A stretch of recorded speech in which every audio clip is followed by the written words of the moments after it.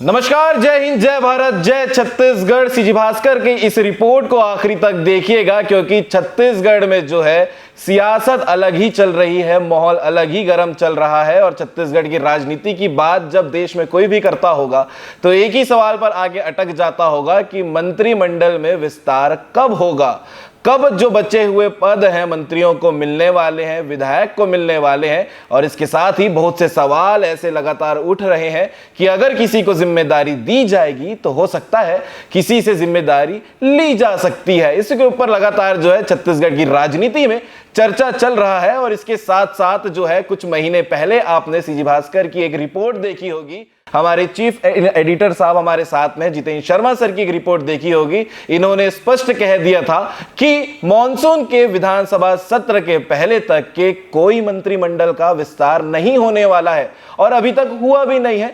आने वाले 10 से 15 दिन में जो है विधानसभा का मॉनसून सत्र छत्तीसगढ़ का शुरुआत हो जाएगा।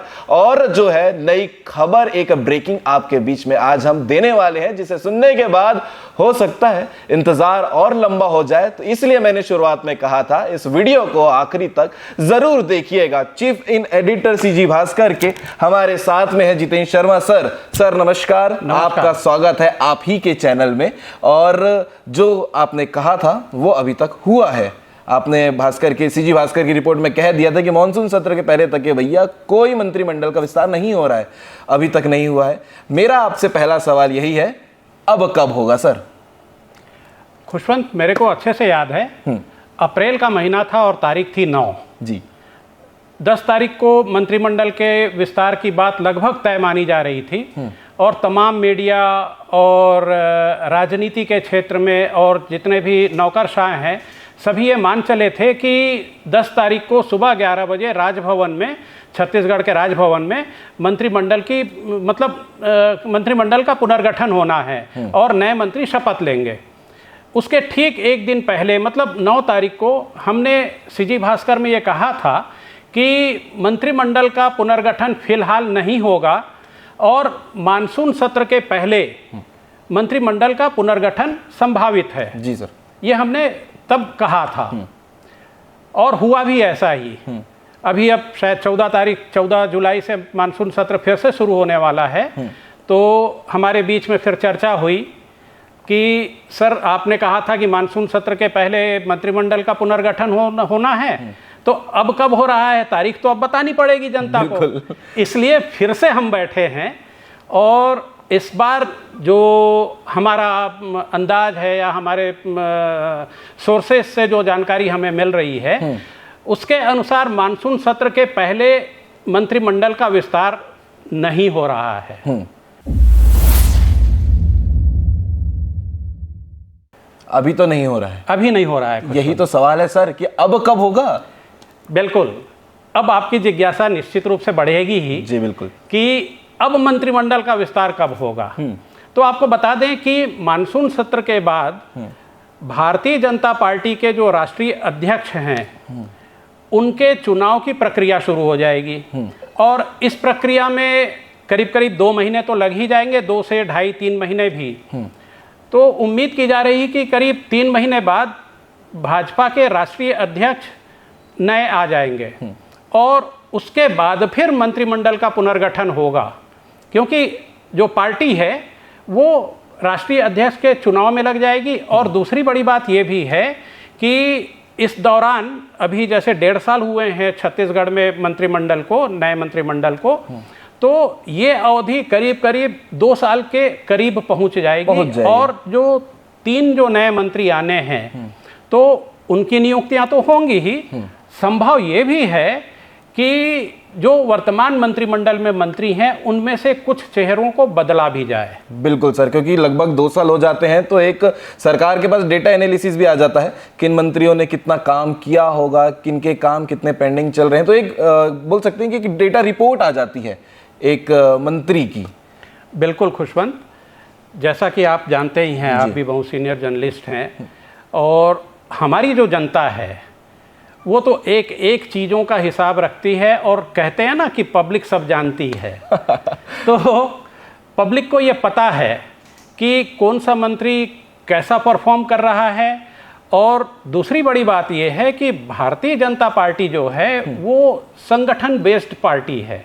यहाँ पर व्यक्ति प्रधान नहीं होता है, और जो भारतीय जनता पार्टी का जो संगठन है वो अपने एक एक जनप्रतिनिधियों का हिसाब किताब रखती है। मतलब जितने भी जो जनप्रतिनिधि हैं, विधायक हैं, मंत्री हैं या संगठन में जो काम कर रहे हैं, सब पर ये कह सकते हैं कि सीसीटीवी लगा हुआ है, सब पर कैमरे की तीसरी जो नज़र है वो लगी हुई है। ये बोल सकते हैं सर, ऊपर वाला सब देखता है। ऊपर वाला सब देखता है। बिल्कुल सर। इसके साथ ही एक ब्रेकिंग न्यूज़ आपने दे दी है, तो ये अब इसको हम बता सकते हैं ब्रेकिंग न्यूज़ है कि आने वाले तीन महीने बाद जो है, 3 महीने बाद जो है, जब अध्यक्ष चुनाव हो जाएंगे, राष्ट्रीय अध्यक्ष चुनाव, उसके बाद ही कुछ डिसीजन आएगा। बिल्कुल बिल्कुल। मंत्रिमंडल का जो विस्तार है, विस्तार के साथ साथ तो उसको पुनर्गठन भी कह सकते हैं, मॉडिफिकेशन होगा एक। बिल्कुल, कुछ मंत्रियों का जाना लगभग तय माना जा रहा है। बिल्कुल सर, अगर तय माना जा रहा है तो नाम भी सामने आए होंगे जो चर्चे में चल रहे होंगे। तो किन विधायकों को जो है नई जिम्मेदारी मंत्री के रूप में मिल सकती है, और कौन मंत्री ऐसे संभावित नजर आ रहे हैं, चाहे वो जनता की बातचीत के बीच से निकल कर आ रहे हो या जो उन सरकार के बीच में बात चल रही हो, तो ये दोनों चीजों को एक्सप्लेन करेंगे सर एक बार। बिल्कुल खुशवंत, इससे पहले हमको ये बताना चाहिए जी कि वर्तमान जो मंत्रिमंडल है उसमें से लोगों को हटाने की जरूरत क्यों पड़ रही है, वो एक स्टैटिस्टिक्स हमें शेयर करना चाहिए। बिल्कुल, जैसे अभी आपने जो चर्चा की उसमें कहा कि मंत्रियों पर भी नजर रखी जा रही है। तो एक तो नजर रखी जा रही है, उनका परफॉर्मेंस चेक हो रहा है। दूसरा, जो हमारे यहाँ की सामाजिक व्यवस्था है, तो उस सामाजिक व्यवस्था को भी मेंटेन करना होता है ताकि हर समाज को 5 साल के कार्यकाल में महत्व मिल जाए, ताकि हर समाज को लगे कि सरकार ने या पार्टी ने हमारे समाज को पर्याप्त महत्व दिया है। और दूसरा, क्षेत्र का भी जो समीकरण होता है उसको भी बिठाना पड़ता है। अभी के जैसे मंत्रिमंडल में हम देखें तो बिलासपुर और रायपुर वाला संभाग के उससे समझाएंगे सर, क्योंकि 5 संभाग छत्तीसगढ़ में है।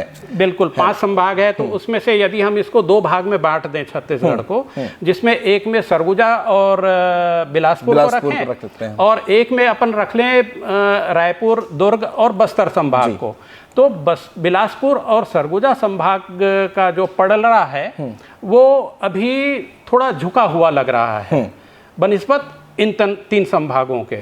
तो खुद सीएम वहां से हैं, खुद सीएम वहां से हैं, एक डिप्टी सीएम वहां से हैं, और केंद्र में राज्य मंत्री भी वहीं से हैं, तोखन साहू जी। बिल्कुल बिल्कुल बिल्कुल सर। तो किस संभाग को मेंटेन करने की जरूरत है? दोनों, जैसा आपने कहा बिलासपुर और सरगुजा, तो शिफ्टिंग कैसे होगी, बराबर मेंटेन कैसे करेंगे, बैलेंस कैसे करेंगे सभी संभागों को? तो उसमें से हो सकता है कि बिलासपुर और सरगुजा संभाग से कुछ मंत्री हटाए जाएं जी। हटने वालों में रायपुर, बिलासपुर, रायपुर, दुर्ग के भी हो सकते हैं। तो इसको करके एक मैनेज किया जाएगा ताकि क्षेत्रीय समीकरण ठीक से बैठ सके और मंत्रिमंडल में संतुलन बराबर रहे। इसके साथ ही जो समाज हैं जी, मतलब अभी कुछ समाज हैं जिनको प्रतिनिधित्व नहीं मिला है मंत्रिमंडल में। यादव समाज ने लगातार प्रदर्शन किया है, हमारे समाज से भी कोई नेतृत्व करे, मेन स्ट्रीम में काम करे। बिल्कुल बिल्कुल। और इसके अलावा सर कौन कौन से नाम है जो मंत्रियों के हटाए जाने की चर्चा चल रही है पब्लिक के बीच में, जनता के बीच में? बिल्कुल, अभी जो चर्चा चल रही है उसमें हम 5 मंत्रियों का नाम तो ले सकते हैं, दावा नहीं कर रहे हैं बट नाम ले सकते हैं। उनमें है उद्योग मंत्री लखनलाल देवांगन, खाद्य मंत्री दयालदास बघेल, महिला एवं बाल विकास मंत्री लक्ष्मी राजवाड़े, स्वास्थ्य मंत्री श्याम बिहारी जायसवाल और खेल मंत्री टंकराम वर्मा। तो इन 5 के नाम मोटा मोटी तौर पर लिए जा रहे हैं कि इनको बदला जा सकता है जी। और इनके बदले में 3-4 नाम आ भी रहे हैं। हालांकि पहले आपने सुना होगा कि लंबे समय तक ये चला, अप्रैल में अभी भी वो बातें आ रही हैं कि अमर अग्रवाल जो बिलासपुर से विधायक हैं, पूर्व मंत्री रहे हैं, बहुत कद्दावर भाजपा के नेता हैं, उनको मंत्रिमंडल में शामिल किया जाएगा। दुर्ग के विधायक हैं गजेंद्र यादव, उनको मंत्रिमंडल में शामिल किया जाएगा। पुरिंदर मिश्रा रायपुर से, उनका नाम भी है। पुरंदर मिश्रा का नाम है और राजेश मूणत का नाम है। मतलब ये सब नाम चल रहे हैं कि इनको मौका मिल सकता है। लेकिन खुशवंत, एक चीज है, आपने भाजपा को आपने भी देखा है और यहाँ की जनता भी जानती है, ब्यूरोक्रेट्स भी जानते हैं और तमाम राजनीतिक नेता भी जानते हैं, बिल्कुल सर, कि भाजपा में जिस व्यक्ति का नाम चल जाता है एक बार, वो दिक्कत में आ जब जाता वो है। बिल्कुल वो दिक्कत में आ जाता है। यानी कि यहाँ ट्रेंडिंग काम नहीं करता है। ये ट्रेंडिंग काम नहीं करता है। और रही बात जैसे अमर अग्रवाल जी का यदि नाम लें, तो वो कद्दावर नेता हैं और सक्षम भी हैं, हर दृष्टिकोण से काबिल भी हैं, लेकिन जनता की डिमांड भी है उनके और जनता की डिमांड भी है। लेकिन मुझे ऐसा लगता है कि वहाँ से उप मुख्यमंत्री हैं, वहीं से केंद्र में राज्य मंत्री भी हैं, तो उनका जो उनकी जो दावेदारी है वो मेरे को कुछ कमजोर होती दिखती है। जी, वही क्षेत्र पे वजन ऑलरेडी ज्यादा है कि बैलेंस करने के लिए जो पार्टी डिसीजन लेगी, हो सकता है कि दुर्ग इस तरफ से ही कुछ डिसीजन ले। बिल्कुल। और वैसे भी खुशवंत, आपने देखा होगा कि रमन सिंह जब छत्तीसगढ़ के मुख्यमंत्री थे, तो उस दौर में जो कद्दावर मंत्री रहे हैं जी, अमर अग्रवाल, ब्रिजमोहन अग्रवाल, आपके चंद्राकर जी कुरुद से जो विधायक हैं अभी भी, और राजेश मूणत, इनमें से किसी को अभी मंत्रिमंडल में स्थान नहीं दिया गया है। मतलब भाजपा एक जो सेकंड लाइन है उसको भी तैयार करना चाहती है। तो उसको तैयार करने के लिए जरूरी है कि उनको भी फेस बनाया जाए और उनको भी जो मंत्री के जो कार्य हैं उसको समझने और समझाने का अवसर मिले। बिल्कुल सर, भविष्य देखते हुए, भविष्य को देखते हुए भविष्य के लिए तैयार किया जा सकता है, कह सकते हैं। बिल्कुल सर, ये अब पूरी चर्चा में ब्रेकिंग न्यूज़ निकलकर सामने आ चुकी है कि 3 महीने तक बिल्कुल इंतजार मत करिए, क्योंकि लगातार जो है सर पिछले 1, 1.5, 2 महीने से 3 महीने 4 महीने से जो है हर दिन यही चर्चा चल रही थी कि आज हो जाएगा, आज हमको नए मंत्री जो है पता चल जाएंगे और कल वो शपथ ले लेंगे 11 बजे। ये चर्चा लगातार चल रही थी, तो अब इस पे होल्ड है, अभी फिलहाल होल्ड है। बिल्कुल सर। इसके अलावा संसदीय सचिव की नियुक्ति को लेकर भी विषय जो है छत्तीसगढ़ में ट्रेंड कर रहा है कि नियुक्ति अभी नहीं की जाएगी, इसे लेकर क्या कहना चाहेंगे? खुशवंत जी, सीजी भास्कर ने अप्रैल महीने में ही, मेरा ख्याल है 11 तारीख के आसपास ये कहा था कि छत्तीसगढ़ में संसदीय सचिवों की नियुक्ति नहीं होगी। और केवल छत्तीसगढ़ ही नहीं, पूरे देश में जहां भी भाजपा की सरकार है वहां पर संसदीय सचिवों की नियुक्ति नहीं होगी, क्योंकि ये जो संसदीय सचिव का जो पद है वो असंवैधानिक है। और इसको लेकर के कई बार विवाद भी हुए हैं, मामले हाई कोर्ट तक भी पहुंचे हैं और उसमें ये कहा भी गया है डिसीजन में। और वैसे भी ये जो पद है संसदीय सचिव यानी पार्लियामेंट सेक्रेटरी का, ये हमारे देश का तो नहीं है। ये व्यवस्था वास्तव में ब्रिटेन की है।